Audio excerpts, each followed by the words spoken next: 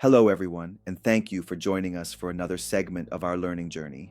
If you haven't already, please take a moment to like, share, and subscribe. Creating this content takes time and dedication, and your support, especially through likes, sends a clear message that you value this work and want to see more of it.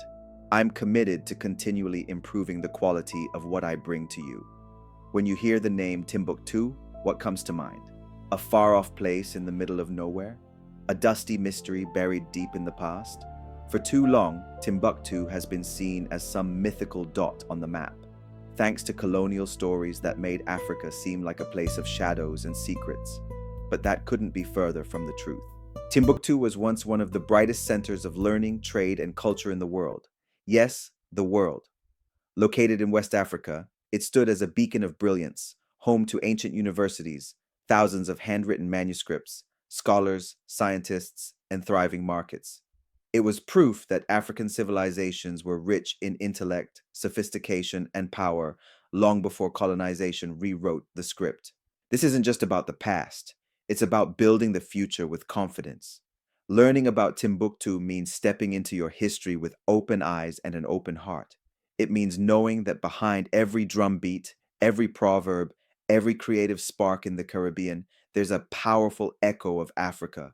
Let's stop seeing Timbuktu as a mystery and start seeing it as a mirror reflecting who we are, where we come from, and just how far we can go. For Jamaicans and people across the Caribbean, rediscovering Timbuktu isn't just about brushing up on history, it's about reconnecting with a part of ourselves that was nearly erased. The transatlantic slave trade tried to cut our roots, to wipe away who we were. But it didn't succeed. African culture, language, rhythms, and values made the journey across the sea and helped shape every corner of Caribbean life. So, why does this matter now? Because knowing the truth about places like Timbuktu helps us reclaim our story. It gives us pride. It gives us power. It reminds us that we come from greatness, not chains. Timbuktu, the shining star of West Africa. Timbuktu isn't just a name in an old textbook. It's a symbol of brilliance, strategy, and unstoppable ambition. Long before skyscrapers and smart tech, this West African wonder was dazzling the world with its wealth, knowledge, and influence. Where empires rose and knowledge thrived, perched between the endless Sahara and the flowing Niger River, Timbuktu was born to be great. What began as a humble camp for Tuareg traders quickly exploded into a powerful city under the Mali Empire in the 1300s. And when Mansa Musa, the richest man in history, returned from his epic pilgrimage to Mecca, he brought architects, scholars, and builders with him. He built mosques, palaces, and schools, turning Timbuktu into a magnet for minds and merchants alike. But Timbuktu didn't stop there. As the Songhai Empire rose, it picked up the torch. Leaders like Askia Muhammad poured even more energy into making the city a hub of learning and trade. This wasn't a one-hit wonder. It was centuries of empire-driven excellence. Where continents met and gold was king, picture this. Endless caravans of camels crossing the desert, arriving in a city buzzing with trade. Timbuktu's markets had it all: gold, salt, ivory, spices, and even books. Traders came from North Africa, the Middle East, and Europe to get a piece of the action.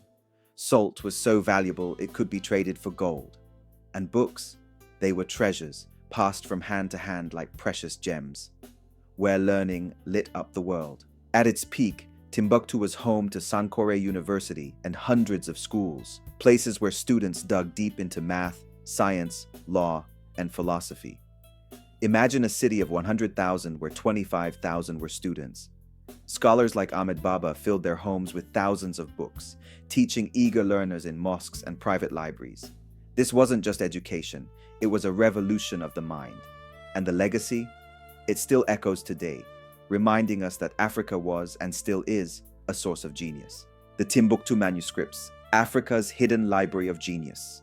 Think ancient African knowledge is lost? Think again.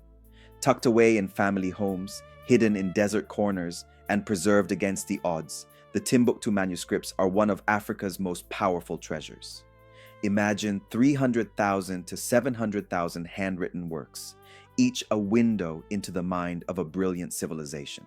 These manuscripts weren't just about religion. Sure, many focused on Islamic studies like the Quran, Hadith, and law, but that was just the beginning. Timbuktu's scholars were curious about everything: astronomy, medicine, math, physics, chemistry, optics, philosophy, ethics, music, politics, trade, you name it, they studied it.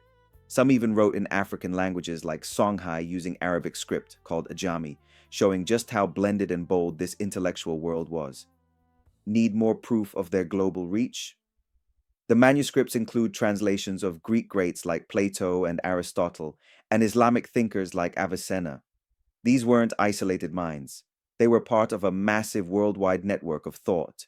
Two standout texts, Tariq al-Sudan and Tariq al-Fatash, are packed with stories of West African kings, empires, and everyday life, written not just from books but from oral histories passed down through generations.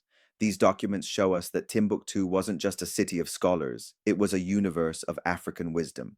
It embraced science and spirituality, logic and language, tradition and exploration. This was no dusty outpost, it was a powerhouse of creativity, knowledge, and pride that still inspires us today. The transatlantic break and the unbreakable African spirit. The brilliance of West African civilizations like Timbuktu once lit up the world, but that light was brutally dimmed with the rise of the transatlantic slave trade. Millions were torn from their homelands, ripped from their families, and forced onto ships bound for the Caribbean.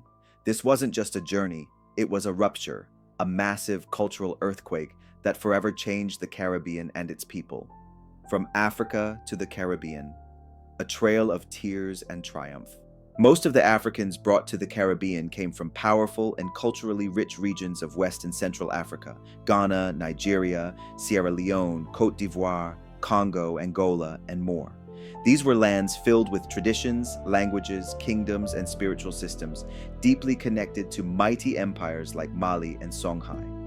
Jamaica alone received over 600,000 enslaved Africans, making it one of the largest centers of this forced migration. These weren't nameless, faceless people.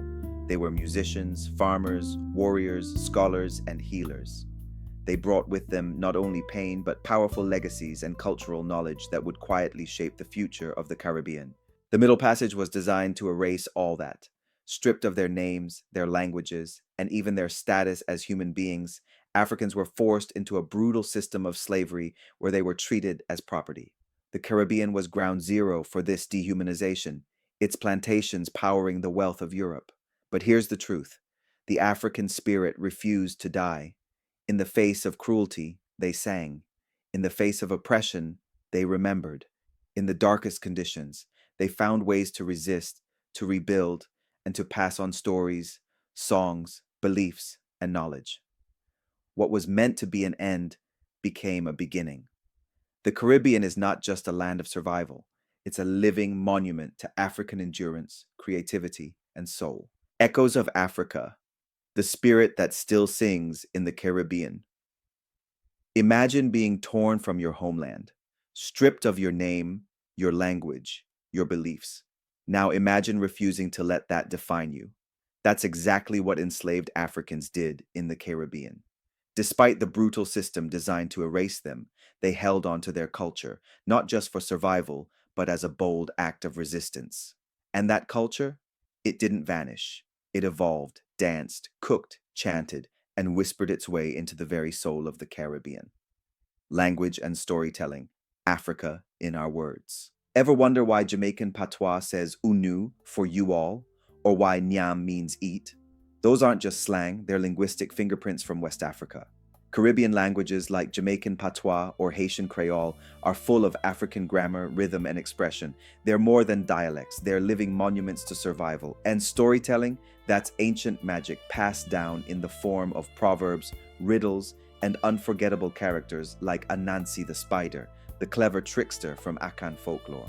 His tales taught strength, wit, and resistance in the face of injustice, especially to the young. These weren't just stories. They were blueprints for how to live and fight with wisdom. Drums, dance, and the beat of the ancestors. From the thunder of Nyabingi drumming in Jamaica to the high-energy moves of soca and dancehall, African rhythms still pulse in Caribbean music. call and response, layered beats, and spiritual drumming didn't fade. They flourished. Dance became both celebration and ceremony, telling stories through every move. Faith with African roots. In secret spaces and candlelit gatherings, African spiritual traditions stayed alive, even while colonizers forced Christianity. The result? Powerful blended faiths like Vodou in Haiti, Santeria in Cuba, Shango in Trinidad, and revivalism in Jamaica. These aren't superstitions. They're sacred systems of healing, ancestors, and spirit, grounded in African cosmology. Even Obeah, often feared, was a way for people to reclaim control and protect their communities. Food, family, and the power of community Caribbean food tells a delicious story too. Okra, yams, ackee, and one-pot wonders seasoned just right. That's African culinary genius. And community systems like partner, susu, savings, or day-for-day labor sharing, all rooted in African values of mutual support. These cultural retentions aren't leftovers, they're living fire. They remind us that the Caribbean wasn't built by broken people, it was shaped by survivors who turned pain into power. When we celebrate these echoes, the power of knowing why Timbuktu matters to the Caribbean. Timbuktu isn't just a name in dusty history books, it's a key to who we are. For Caribbean people, learning about Timbuktu means rewriting the story that colonizers once told. It's a powerful act of truth-telling and pride-building that challenges centuries of lies and silence. Reclaiming the truth, Africa was never empty. Colonial education taught us that Africa was backward until Europeans showed up. That's false. Timbuktu was a city of gold, learning, and law. Home to the legendary University of Sankore, where thousands studied science, medicine, philosophy, and more. This was Africa's Oxford and Cambridge rolled into one. Reclaiming this legacy isn't just about correcting the past, it's about empowering the present. As Marcus Garvey declared, they stole our arts and sciences from Africa. Now we take them back. Fueling identity, what Pan-African leaders taught us. Leaders like Marcus Garvey, Walter Rodney, and Camo Brathwaite believed knowing African history builds strength. Garvey spoke of Timbuktu with pride, calling it a symbol of African greatness. Rodney revealed how colonization destroyed African progress and how much potential was stolen. Brathwaite brought African culture into the heart of Caribbean identity. Their message? When we know where we come from, no one can tell us who we are. Timbuktu, today, a symbol of power and survival.